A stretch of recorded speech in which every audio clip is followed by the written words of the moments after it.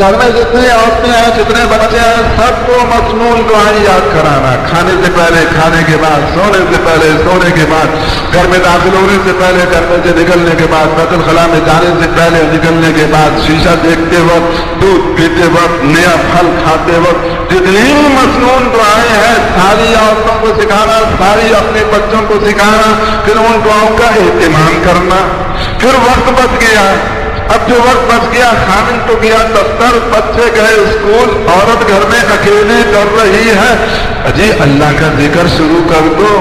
جو اللہ کا ذکر کرتا ہے اللہ اس کے ساتھ ہو جاتے ہیں، اللہ اس کے ساتھ ہو جاتا، اللہ اس کو یاد کرنے لگ جاتے ہیں۔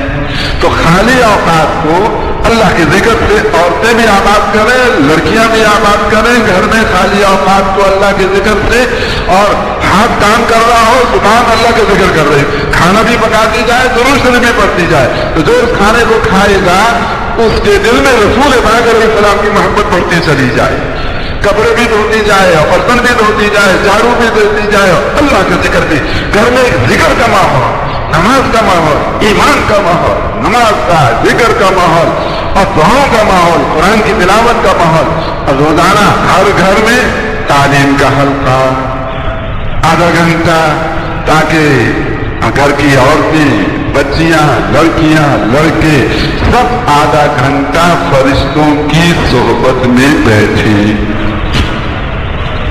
اللہ کی رحمت ان پہ برسے، سکینہ ان پر نازل ہو۔ اب بچوں کو بھیج دیا اسکول، سارا شیطانی ماحول، بچے وہاں سے گھر واپس آئے، ماں نے کھانا کھلا کے بھیج دیا، گلی میں سارا شیطانی ماحول۔ اب ہر وقت شیطانی ماحول میں رہے تو بچے شیطان نہ بنے تو کیا بنے؟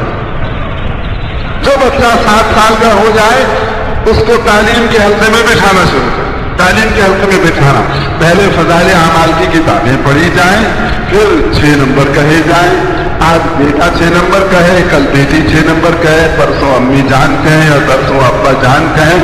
گھر میں اگر بوڑھی دادی اماں ہیں تو ان کو بھی 6 نمبر سکھائیں۔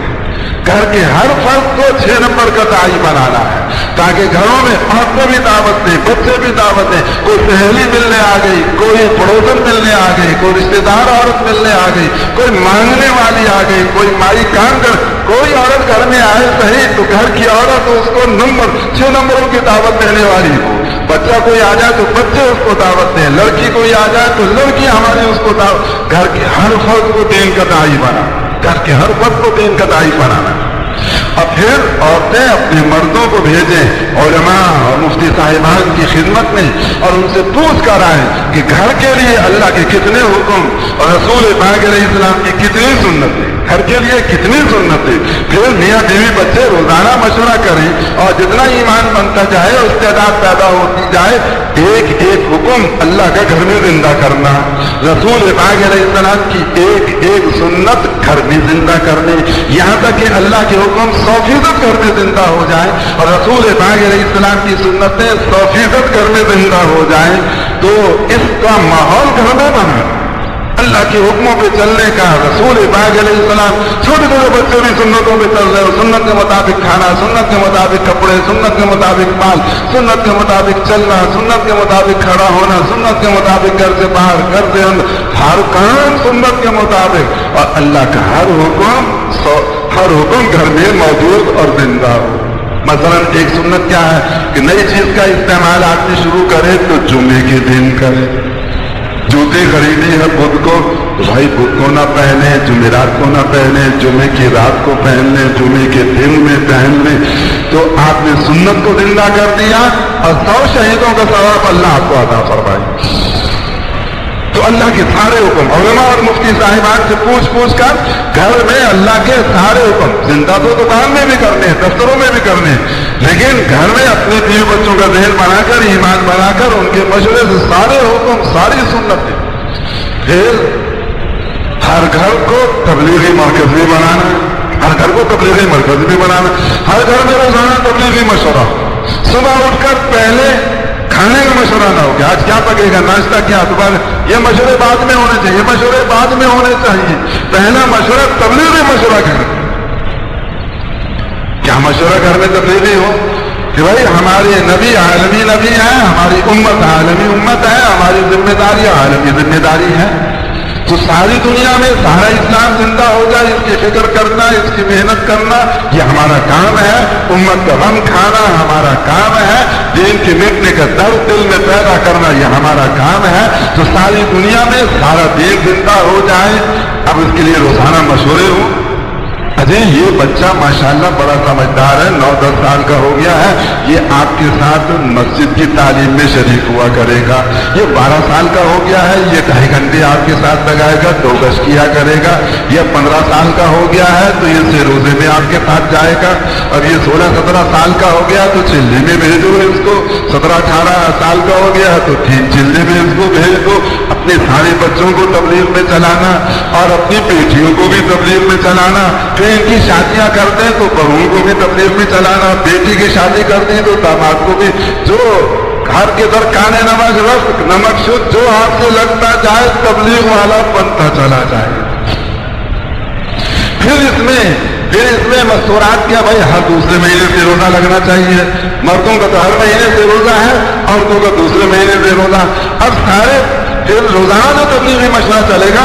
اپنے سارے محلے کے تقاضے, اپنے سارے شہر کے تقاضے, خدا وہ دن بھی لائیں کہ میاں بیوی بچے بیٹھ کے سارے پاکستان کے تقاضوں کو سوچ, اپنے سارے شہر کے تقاضوں کو سوچ. بلوچستان میں دین کا کیا حال ہے, سندھ میں عورتوں کا کام کہتا ہے, پنجاب میں تبلیغی کام مردوں کا کہتا ہے, عورتوں کا کہتا ہے. صبح سرد میں کتنی عورتوں نے چلہ لگا لیا, کتنے نے سروزے لگا لی اور کتنے ابھی نہیں لگائے ہیں. سارے پاکستان کے تقاضوں کو سوچنا. سال بھر کی جماعتیں کہاں کہاں چل رہی ہیں, کن کی نصرت ہو گئی, کہاں چلے کی جماعت بھیجنی ہے, کہاں 10 دن کی جماعت بھیجنی ہے, کہاں مردوں کی بھیجنی ہے, کہاں. اور خدا وہ دن بھی لائے کہ میاں بیوی بچے بیٹھ کر سارے عالم کے تقاضوں کو سوچیں. امریکہ میں اسلام کا کیا حال ہے اور امریکہ میں تبلیغ کا کام کیسا چل رہا ہے, نائجیریا میں مردوں کا کام کیسا ہے, ملیشیا میں عورتوں کا کام کیسا ہے, جاپان میں تبلیغی کام کیسا ہے, تاجکستان میں اسلام کا کیا حال ہے, کتنے لوگوں کو کلمہ نہیں آتا. ساری دنیا کے ملکوں کے حالات اسلام کے اعتبار سے, تبلیغی اعتبار سے معلوم کرنا. یعنی مطلب یہ ہے جو کچھ رائمن میں چل رہا ہے یہ سارا ماحول ہماری مسجد کے اندر زندہ ہو, اور جو کچھ مسجدوں میں چل رہا ہو وہ سارا کچھ ہمارے گھروں میں زندہ ہو. کیوں؟ اس لیے کہ رسول پاک علیہ السلام کی مسجد میں اور آپ کے گھر کے ماحول میں کوئی فرق نہیں تھا. جو ماحول مسجد نبوی کے اندر تھا, آپ کے ایک قدم رکھے تو آپ مسجد میں تشریف فرما ہوتے تھے, دوسرا قدم رکھے تو گھر بالکل مسجد سے متصلاً بنایا. تو جو کچھ گھر میں ہوتا تھا وہ سارا کچھ آپ کی مسجد میں ہوتا تھا, جو کچھ مسجد میں ہوتا تھا وہ سارا کچھ آپ کے گھروں میں ہوتا تھا. تو جو رائن میں ماحول ہے اس مرکز میں وہ ہر مسجد میں لانا ہے. جو ہر مسجد میں ماحول ہے وہ ہر دکان, ہر دفتر, ہر کھیت, ہر کارخانے, ہر اسپتال, ہر اسکول اور ہر پارلیمنٹ ہاؤس, ہر جھونپڑی میں اور ہر مکان میں لے کر آنا ہے. ہر مسلمانوں کے ہر گھر کو تبلیغی مرکز بنانا ہے, ہر مرد کو مبلغ بنانا ہے, ہر عورت کو مبلغ بنانا ہے. ہمارا مال اسلام کے لیے, ہماری جان اسلام کے لیے, ہماری اولاد اسلام کے لیے, ہمارا گھر اسلام. تو گھروں میں جماعتیں بھی ٹھہرانی, گھر سادہ بنائیں, کھانا صحت کے مطابق رکھیں مگر سادہ رکھیں. 2-3 سالن نہیں ہونے چاہیے. ابھی مفتی صاحب نے فرمایا کہ ابھی ہم تو سفر کر کے آئے, وہ یہ طے کیا کہ بھائی سالن پکے گا ہم سب کا مگر 1 سالن پکے گا, زیادہ نہیں پکے گا. تو 1 سالن ہونا, یہ نہیں 2-3 سالن, 4 چٹپٹے اور مسالے اور کباب اور پلاؤ اور زردے اور کیا رنگ برنگے کھانے. ہاں مہمان کا اکرام ایک الگ چیز ہے. اپنے گھر میں کھانا سادہ, اپنے گھر میں کپڑے سادے, اپنے گھر میں جوتی سادی, اپنے گھر جو اللہ سے تھوڑی روزی پہ راضی ہو جائے گا اللہ تعالیٰ اس سے تھوڑے عمل پہ راضی ہو جائے گا. ہمارے زمانے میں شادی ایک بہت بڑا کام بن گیا, مکان بڑا خرچیلا کام بن گیا. ہمارے زمانے میں سواری پہ لاکھوں خرچ کیے جا رہے ہیں, اور جو घर के अंदर के सामान है उन पे लाखों लगाए जा रहे हैं। और मुश्किल यह है कि हर 2-3 महीने के बाद डिजाइन बदल जाता है। डिजाइन बदल जाता है तो जूती का डिजाइन बदल गया, कुर्ते का डिजाइन बदल गया, शलवार का डिजाइन बदल गया, टी शर्ट का डिजाइन। अब डिजाइन बदलने के 2 नुकसान। पहला नुकसान ये कि पुराने डिजाइन की जितनी नेमतें घर में मौजूद है उन पर अल्लाह का शुक्र दिल से निकल जाता है। अच्छी नहीं लगती, शुक्र क्या करेगा। अब नए डिजाइन की चीज खरीद के लाओ, घर में ये फरमाइश। अब वो नए डिजाइन की चीज खरीद के लाया बिला जरूरत तो ये इसराफ में मुब्तला हो गया। अरे छोड़ो सारे डिजाइन पकड़ लो। एक हजरत मोहम्मद सल्लल्लाहु अलैहि वसल्लम का 100 साल भी गुजर जाएंगे, उनके नमूने पर जो कुर्ता बना हुआ होगा 100 साल के बाद भी आदमी देखेगा कि ये सुन्नत के मुताबिक बना हुआ है। उस कुर्ते को देखते ही दिल में ईमान की लहर इंशाअल्लाह दौड़ जाएगी। तो असल बात यह है कि बड़ा फिक्र आ जाए तो छोटा फिक्र चला जाता है। आदमी सर पकड़ के बैठा हुआ है कि मेरे सर में दर्द हो रहा है, सर में दर्द है, बड़ा परेशान, ये फिक्र में लगा हुआ है। इतने में क्या देखता है कि सांप आ रहा है काटने के लिए। तो बताओ सांप को देखकर दर्द सर याद रहेगा कि नहीं रहेगा? सारा दर्द सर पहुंच जाएगा। अब तो जान बचाने की फिक्र, बड़ी फिक्र लग जाए तो छोटी फिक्रें भूल जाता है। सहाबा किराम के मर्दों औरतों को बड़ी फिक्र लगी हुई थी कि सारी दुनिया के इंसान दोज़ख में जा रहे हैं, हमने हर इंसान के पास जाना है, हमदर्द बनकर खैरख्वाह होकर, और उसको दावत देनी है ताकि अल्लाह उसको ईमान दे, हिदायत दे, ताकि बेचारा दोज़ख से बचे, जन्नत में चला जाए। तो सहाबा किराम के मर्दों को, औरतों को, तमाम इंसानों को दोज़ख से बचाने की फिक्र लगी हुई थी। इसलिए खाने की फिक्र भूल गए, कपड़े की फिक्र भूल गए, शादी, ये सब छोटे छोटे थोड़े से वक्त में, थोड़े खर्चे में, थोड़े वक्त में मामूली से मामूली। एक साहबी ने दूसरे साहबी से कहा, अरे भैया इस घर में जाना, जरा इनको जाकर मेरी शादी का पैगाम देना, मैं इनकी फला बेटी से शादी करना चाहता हूँ। वो साहबी बाहर खड़े हो गए, दूसरे साहबी अंदर गए, यदि फला साहबी है, आपकी फला बेटी से शादी का पैगाम मैं उनकी तरफ से लेकर आया हूँ।